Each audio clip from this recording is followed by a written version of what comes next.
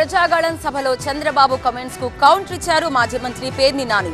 2019లో మోదీని అనరాని మాటలన్న బాబు ఇప్పుడు తనని క్షమించాలంటూ మోదీ కాళ్ల మీద పడ్డారని సెటైర్లు వేశారు. మోదీ గారు ఒక వ్యక్తి కాదు, భారతదేశాన్ని విశ్వగురువుగా మారుస్తున్న ఒక శక్తి.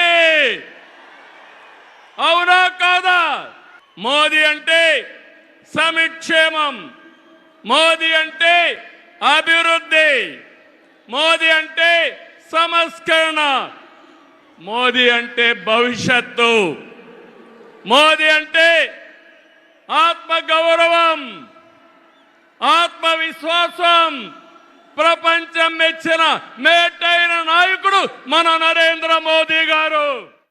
నన్ను క్షమించు మోడీ గారు, నన్ను క్షమించు మోడీ గారు, నన్ను క్షమించు. నా నోటితో నిన్ను భార్య లేదు, నీకు కుటుంబం లేదు, నీకు నువ్వు ఒక ఎదం చెడిన వాడివి, నువ్వు ఈ దేశానికి నష్టం, ఈ దేశానికి నువ్వు ఒక టెర్రరిస్టు, అరిష్టం, నువ్వు దుర్మార్గుడివి, పాపాత్ముడివి అని నా నోటితో తిట్టాను. కానీ అదే నోటితో ఇవాళ నేను ఏం మాట్లాడా అంటే మోడీ అంటే అభివృద్ధి, మోడీ అంటే సంక్షేమం, మోడీ అంటే ఆత్మగౌరవం. అంటే దాని అర్థం ఏంటి? క్షమస్వస్థం, క్షమస్వస్థం.